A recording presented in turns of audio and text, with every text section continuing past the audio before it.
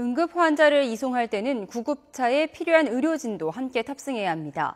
그런데 응급구조사를 탑승시키지 않아 결국 환자가 숨졌다면 병원과 구급차 운전자가 함께 책임을 져야 한다는 판결이 나왔습니다. 이선아 기자가 보도합니다. 지난 2012년 1월 어머니 진료를 위해 A병원을 찾은 이모 씨. 갑자기 심근경색 증상이 나타났습니다. 큰 수술을 할 수 없는 상황이던 A병원은 자신들과 계약이 돼 있는 B구급센터를 이용해 이 씨를 큰 병원으로 이송했습니다.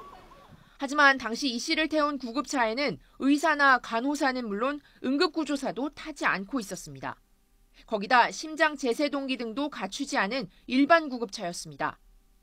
심폐소생술 같은 기본적인 응급조치조차 당연히 이루어지지 않았고 이 씨는 혼수 상태로 큰 병원에 도착한 뒤 결국 8시간 만에 숨지고 말았습니다. 이 씨 유족은 A병원과 B구급센터를 상대로 손해배상 소송을 냈습니다. 1심은 A병원의 책임만 인정해 유족에게 3,870만 원을 지급하라고 결정했습니다. 하지만 2심은 공동 책임으로 봐야 한다며 병원과 구급센터가 함께 배상해야 한다고 판단했습니다. 대법원 역시 2심 재판부와 같았습니다. 응급구조사가 타지 않은 채 응급환자를 이송한 건 위법으로 이런 잘못 때문에 이 씨가 사망했다고 판단한 원심이 정당하다고 본 겁니다.